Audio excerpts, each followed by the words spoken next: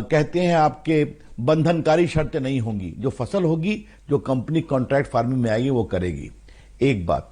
दूसरी बात हमने क्या कहा कि इस साल 28-30 नवंबर तक 60,000 करोड़ की धान की फसल खरीदी गई है सरकार के द्वारा एमएसपी के अंतर्गत, और इसमें लगभग 2/3 आया है सिर्फ आपके पंजाब से। तो मतलब एमएसपी में खरीदारी भी हो रही है, हमने उसको भी इंक्रीज किया। तो ये दो बातें हमने आज देश को बताई। और तीसरी मुझे बताना जरूरी है, जो मैंने देश के आईटी मंत्री के रूप में बताया था, और मैं चाहता हूं आपके चैनल के माध्यम से देश के सामने जाना चाहिए।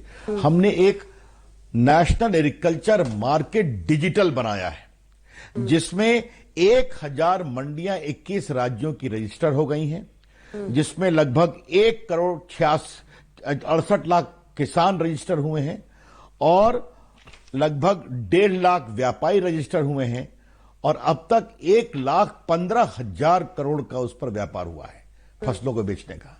तो अवसर देते हैं तो किसान कैसे उसका उपयोग करता है, ये 3 बातें मैंने बताई वहां पर, जो जाननी जरूरी है। ठीक है। अब आपने कहा विपक्ष पर हमला किया, क्यों नहीं करेंगे? आप विरोध के लिए विरोध करते हैं, आपका कोई वजूद नहीं बचा है, आपका कोई अस्तित्व नहीं बचा है। लोकसभा में हारते हैं, विधानसभा में हारते हैं, बिहार में हारते हैं, और हैदराबाद में भी हार जाते हैं आप नगर निगम के चुनाव में। उसके बाद कहीं भी विरोध करना हो, चाहे वो शाहीन बाग हो, या सीए हो, या 3 तलाक हो, या राफेल हो, या आपके किसान कह रहे हैं कि आप मत आइए, हमारे मंच पर मत आइए, लेकिन आप भारत बंद के लिए कूद गए हैं। तो उनके दोहरे चरित्र को इसलिए एक्सपोज कर रहे हैं। 1 मिनट वक्त दीजिए। जब कांग्रेस कहती है कि हम मंडी कानून को समाप्त करेंगे अपने मैनिफेस्टो में, कांग्रेस कहती है किसानों को हम नियंत्रण और जकड़न से मुक्त करेंगे। श्रीमान शरद पवार पत्र लिख रहे हैं यूपीए सरकार में सारे लोगों को कि अगर आप मंडी कानून को नहीं बदलोगे तो आपको हम केंद्र से पैसा भेजना बंद कर देंगे। तो उस समय तो सब लोग खामोश रहते हैं। तो ये बातें देश के सामने क्यों नहीं आनी चाहिए, मुझे बताइए तो आप। इसलिए कहा दोहरा चरित्र, डबल स्टैंडर्ड, हिपोक्रेसी शर्मनाक है, तो देश को बताना जरूरी था ये। ठीक है, लेकिन आपने कहा कि आपने जो आज कि हमने एक बात और कही, अगर आप मेरी पूरी प्रेस कॉन्फ्रेंस को कोट करेंगी तो हमने कॉन्ट्रैक्ट फार्मिंग किस किस प्रदेश में लागू हुई है, उसमें मैंने भाजपा के प्रदेश का भी जिक्र किया, हमने कांग्रेस का भी जिक्र किया, हमने बीजेडी का भी जिक्र किया, हमने कई बात का जिक्र किया, डीएमके ने भी इस दिशा में अपनी सरकार में प्रयास किया था। तो मैंने ईमानदारी से देश का चरित्र प्रस्तुत किया है। और फिर मैं कहता हूं, क्या किसान वही जकड़न में रहेंगे, मंडियों के दबाव में रहेंगे, या किसान अवसर लेगा? आप देखिए आज कई अखबारों में ये बातें छप रही हैं, मुझे अच्छा लगेगा अंजना जी कभी आप अपने चैनल पर दिखाइए किस तरह से नए नए पढ़े लिखे नौजवान आज शिमला मिर्च की खेती कर रहे हैं। आज क्रैश क्रॉप, जब मुझे मालूम है बुलंदशहर में ऑस्ट्रेलिया के लोग कंपनियां आती हैं और एक से एक गाजर पैदा होता है किसानों के द्वारा, और वो लाखों रुपए कमा रहे हैं।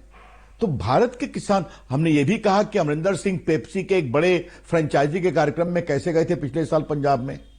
तो हमारा खाली कहना है कि किसानों को अवसर दीजिए, वो लाखपति बनेगा, करोड़पति बनेगा। उसे रोका क्यों जा रहा है कि मंडी के अंतर्हतियां हो? ये है बड़े सवाल। और इसलिए मैंने फिर कहा कि अगर हमारे एक प्रयोगात्मक कार्यक्रम नेशनल डिजिटल ई नैम जो है, उस पर अगर नेशनल एग्रीकल्चर मार्केट, एक देश एक मार्केट, वो डिजिटल प्लेटफॉर्म पर 1,15,000 करोड़ का व्यापार लगभग अगर हमारे 1,68,00,000 किसान कर सकते हैं, 1000 मंडियां आ सकती हैं, तो ये बताता है अवसर क्या है, उस अवसर को आगे बढ़ने दिया जाए। लिखे हुए हैं बॉर्डर्स पर, ये कहा जा सकता है कि वो इसका सियासी फायदा उठा रहे हैं कल के भारत बंद का, लेकिन समस्या है तब तो उसका फायदा उठा रहे हैं। वो सिचुएशन है, उसके लिए आपकी क्या स्ट्रैटेजी है? क्योंकि वो तीनों कृषि बिल अब चाह रहे हैं कि पीछे लीजिए, वरना हम पीछे नहीं हटेंगे। रविशंकर जी, अब ऐसा है, इस पर मैं बातचीत चल रही है तो उस पर मैं कोई टिप्पणी नहीं करूंगा। इस देश में बड़े किसान कितने हैं, मझोले कितने हैं, छोटे किसान कितने हैं। अच्छा होगा अगर अंजना जी अपने अनुभव का लाभ उठाकर अपने चैनल पर यह भी देश को ज्ञान देंगी कि देश के 80% प्लस किसान छोटे किसान हैं, मझोले किसान हैं। क्या उनको अवसर नहीं मिलना चाहिए? और ये चर्चा तो हो रही है। अगर सरकार ने ईमानदारी से कहा है कि आपकी हर शंकाओं का हम निराकरण करना चाहेंगे, तो कुछ लोग सुनवाई करते हैं कि एमएसपी का एश्योरेंस दे दीजिए, फिर एकाएक कहते हैं तीनों बिल को रिपील करिए। तो ये सब चर्चा वहां हो रही है। मुझे कोई आरोप किसानों पर मुझे कुछ नहीं कहना है। किसानों ने ईमानदारी से कहा है कि हम इसको पॉलिटिकल पार्टी से दूर रखें।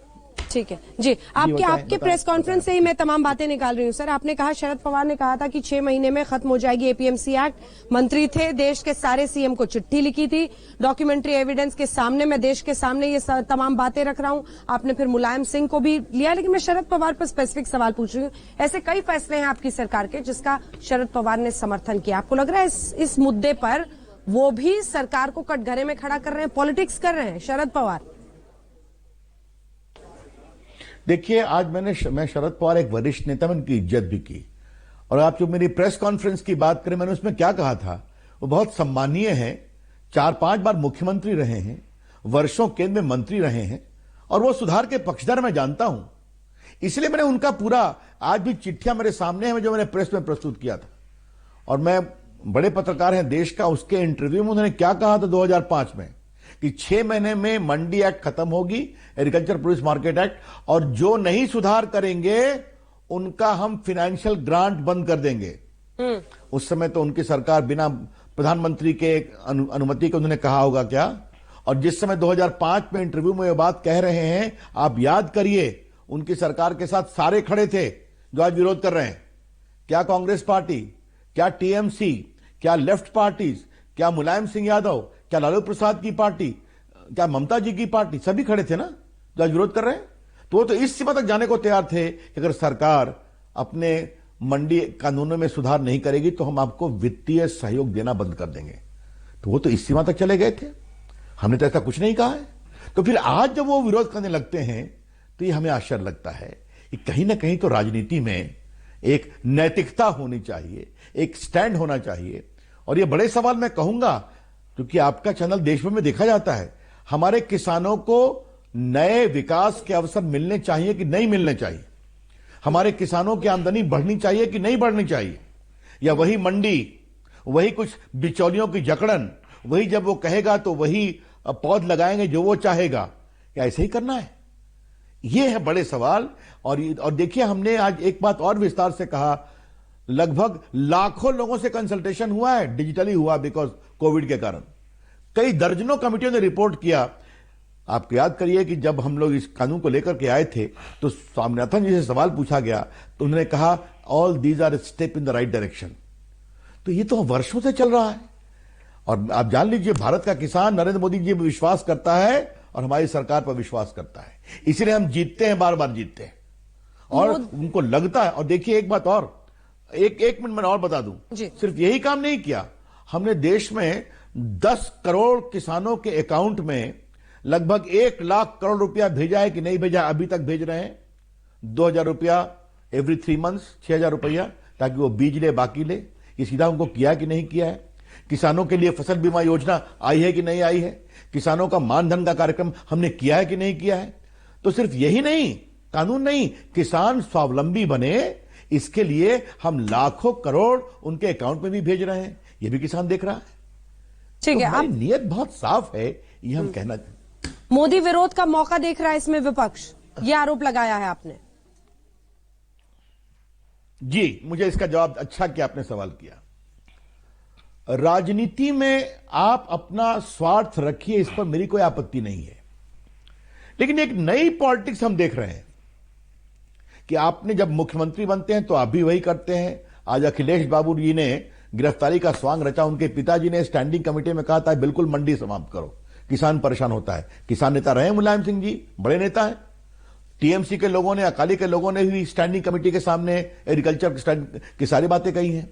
लेकिन यह बताइए कि क्या आप बार बार चुनाव में हारते हैं तो मोदी जी के खिलाफ अगर कहीं भी कोई विरोध होता है तो क्या आप उसके पीछे खड़े हो जाएंगे? यह है बड़े सवाल। किसान का होगा तो खड़े हो जाएंगे, राफेल होगा तो खड़े हो जाएंगे, किसानों की शहादत का सबूत मांगा जाएगा तो उसमें खड़े हो जाएंगे आप, कि बालाकोट का सबूत दो, तोहरी का सबूत दो। ये क्या हो रहा है भाई? शाहीन बाग होगा तो उसमें खड़े हो जाएंगे। आज आतंकवादियों के खिलाफ पूरे चिट्ठे सामने आ रहे हैं ना कि क्या क्या कॉन्स्पिरेसी थी, आप भी देख रही हैं। कोर्ट भी बहुत सख्त है उस पर। तो यह हमें समझ में नहीं आ रहा है कि कुछ भी होगा तो मोदी जी के विरोध करने का कोई भी अवसर मिले तो क्या राजनीति में शुचिता नाम की अब कोई चीज नहीं बची है क्या? जनता बार बार जवाब देती है, अब फिर जवाब देगी। लेकिन आप जो एक अव्यवस्था फैला रहे हैं, तो आप लोग सत्ता में रहे हैं कि नहीं? कांग्रेस पार्टी रही है कि? मैं आपसे पूछता हूं, ये कांग्रेस पार्टी का मेरा घोषणा पत्र सामने में है जो मैंने दिखाया था। आपने कहा कि हम एग्रीकल्चर प्रोड्यूस मार्केट कमेटी के एक्ट को रिपील कर देंगे, और जब शीला दीक्षित आई थी तो लालू जी ने यह कहा था, राहुल गांधी ने, कि हम चूंकि किसानों को जो फल बेचते हैं, जो बाकी बेचते हैं, उनको हम नियंत्रण से मुक्त नहीं कर सके, तो ये हमारे हारने का कारण था।